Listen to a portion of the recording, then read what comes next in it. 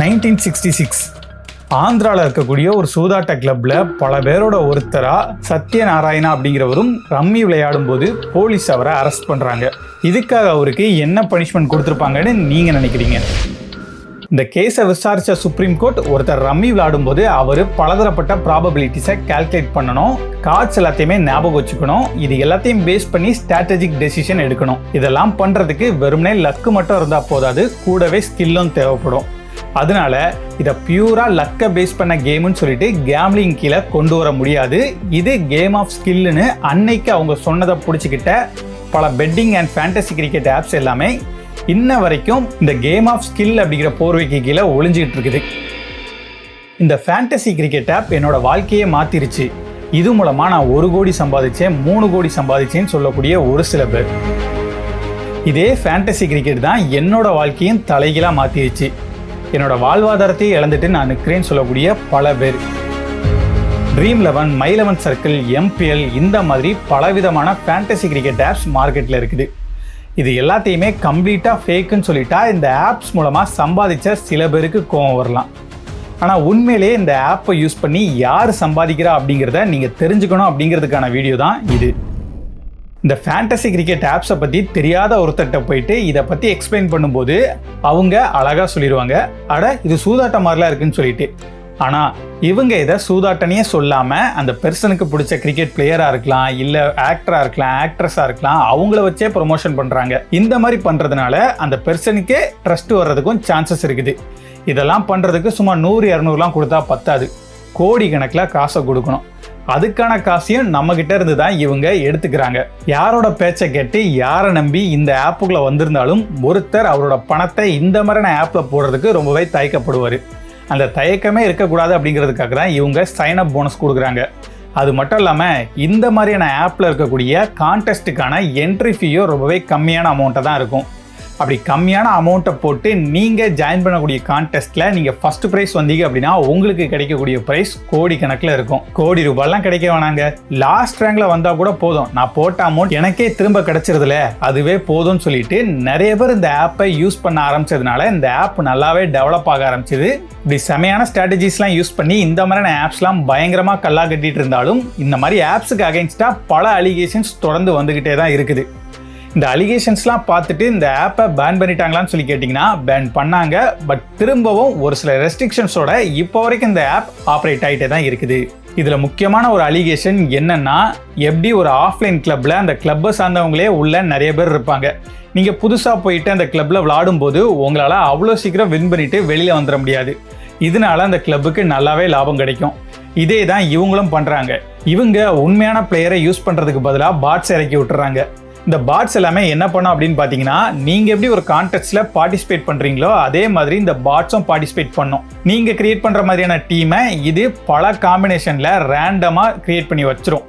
இப்படி கிரியேட் பண்ணுற டீம்னால நம்ம கிரியேட் பண்ணக்கூடிய டீம் கண்டிப்பாக அஃபெக்ட் ஆகும்.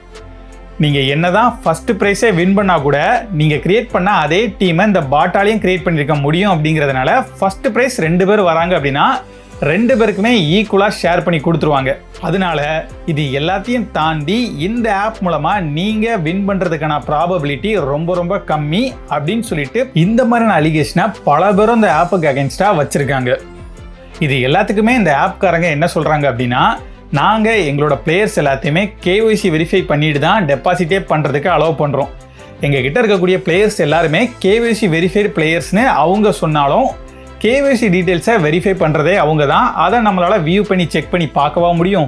சூதாட்ட மாதிரி இருக்குது, இதில் இவ்வளோ பிரச்சனை இருக்குது, இந்த மாதிரியான ஒரு ஆப்பை எதுக்காக கவர்மெண்ட் பேன் பண்ணாமல் இப்போ வரைக்கும் அலோவ் பண்ணிட்டு இருக்காங்கன்னு சொல்லி யோசிச்சிங்கன்னா, நீங்கள் இந்த மாதிரியான ஒரு ஆப்பில் என்ட்ரி ஃபீயாக பே பண்ணக்கூடிய அமௌண்ட்டில் 28% GSTன்னு சொல்லி கவர்மெண்ட் பிடிச்சிக்கும். அது மட்டும் இல்லாமல் நீங்கள் இந்த என்ட்ரி ஃபீயை பே பண்ணி ஏதாச்சும் ஒரு கான்டெஸ்ட்டில் வின் பண்ணால் கூட நீங்கள் என்ன அமௌண்ட்டை வின் பண்ணாலும் அந்த அமௌண்ட்டில் 30% திரும்பவும் DDSன்னு சொல்லி பிடிச்சிக்கிறாங்க. இப்படி 58% லாபம் வரக்கூடிய ஒரு பிஸ்னஸை எந்த கவர்மெண்ட் தான் பேன் பண்ணோம் அவ்வளோ சீக்கிரமா?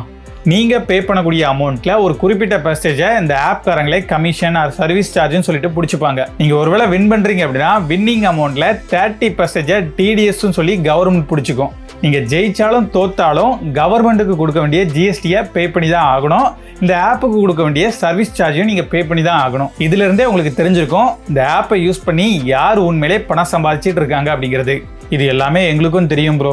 மது நாட்டுக்கும் வீட்டுக்கும் கேடுன்னு தெரிஞ்சு தானே குடிக்கிறாங்க. அதே மாதிரி தான் இந்த ஆப்பில் என்னெல்லாம் பிரச்சனை இருக்குது அப்படிங்கிறது தெரிஞ்சே தான் நாங்கள் இந்த ஆப்பை யூஸ் பண்ணுறோம். ஒன்று மற்ற ஒரு சில சைட்ஸில் இருக்கிற மாதிரி கம்ப்ளீட்டாக இந்த ஆப்பை பேன் பண்ணிடுங்க. அப்படி இல்லைனா ஆன்லைன் கேமிங்க்கான புதிய சட்டத்திட்டங்களை கொண்டு வந்து அந்த சட்டத்திட்டத்தின்படி இந்த ஆப் முறையாக செயல்படுறதுக்கான வழிமுறைகளை உருவாக்கணும். அது எல்லாத்தையுமே தொடர்ந்து கண்காணிச்சிங்க அப்படின்னா இந்த மாதிரியான மோசடிகள்லேருந்து பல பேர் காப்பாற்றப்படுவாங்க. அரசாங்கத்துக்கும் இதிலிருந்து வருமானம் வரும் அப்படிங்கிறது இந்த ஆப்பை பயன்படுத்தக்கூடிய பல பேரோட குரலாக இருக்குது. இவ்வளோ விஷயங்கள் இருந்தாலுமே நான் என்னோட ஒப்பீனியன் சொல்கிறேன். என்னை பொறுத்த வரைக்கும் என்னதான் இவங்க இதை கேம் ஆஃப் ஸ்கில்லு அப்படி இப்படின்லாம் சொன்னாலும் இது எதுலேயுமே எனக்கு சுத்தமாக உடன்பாடு கிடையாது. அது மட்டும் இல்லாமல் இது கிரிக்கெட்டில் இருக்கக்கூடிய ஃப்ளேவரையே மாற்றுது. என்னென்னா ஜென்ரலாக 2 டீமுக்கு நடுவில் மேட்ச் நடக்கும்போது ஒரு பிளேயர் செம்மையாக பெர்ஃபார்ம் பண்ணுறாரு. அவர் 6 அடிக்கிறாரு, 4 அடிக்கிறாரு, விக்கெட் எடுக்கிறாரு அப்படின்னா அதை பார்க்கக்கூடிய ஒரு கிரிக்கெட் ஃபேன்ஸ் வந்து எப்படி ரியாக்ட் பண்ணுவாங்க அப்படின்னு சொல்லி பார்த்தீங்கன்னா, பரவாயில்லையே இந்த பிளேயர் சூப்பராக 6 அடிக்கிறாரு, 4 அடிக்கிறாரு, விக்கெட் எடுக்கிறாருன்னு சொல்லிட்டு அந்த பிளேயருக்காக சப்போர்ட் பண்ணி அந்த மேட்சை என்ஜாய் பண்ணி எல்லாமே கிரிக்கெட் ரிலேட்டடாக அந்த மேட்சை வந்து என்ஜாய் பண்ணுற மாதிரி இருந்துச்சு.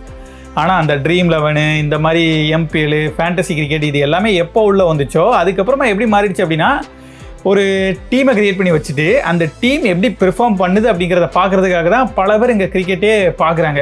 அப்படி பார்க்கக்கூடியவங்களுக்கு இந்த பிளேயரை நம்ம விட்டோமே, இவரை நம்ம டீமில் எடுத்திருந்தோம்னா நம்ம டீம் வந்து வேறு லெவல் பண்ணியிருக்கோம், எடுக்காமல் விட்டோமேன்னு சொல்லி ஒரு சில பேரும் சூப்பராக கரெக்டாக அந்த டீமை நம்ம பிக் பண்ணோம், அந்த பிளேயர் பயங்கரமாக அடிச்சிட்டான், நமக்கு தான் இன்றைக்கி மேட்ச் ஜெயிச்சிருவோம் அப்படி இப்படின்னு அந்த டீம் ஜெயிச்சாலும் தோத்தாலும் அவங்களுக்கு அதெல்லாம் கவலையே கிடையாது. அவங்க கிரியேட் பண்ண டீம் வந்து ஜெயிக்கிறதுல தான் அவங்க வந்து குறியாக இருக்காங்க. இது வந்து ரொம்பவே ஆபத்தான ஒரு விஷயம் கிரிக்கெட்டை பொறுத்த வரைக்கும். உண்மையான கிரிக்கெட் ஃபேன்ஸுக்கும் ஒரு சில கிரிக்கெட்டர்ஸ்க்கும் மட்டும்தான் இது எல்லாமே புரியும். இதுக்கு மேலேயே நீங்கள் இந்த ஆப்பை யூஸ் பண்ணுறதும் யூஸ் பண்ணாததும் உங்களோட விருப்பம் தான். வரட்டா?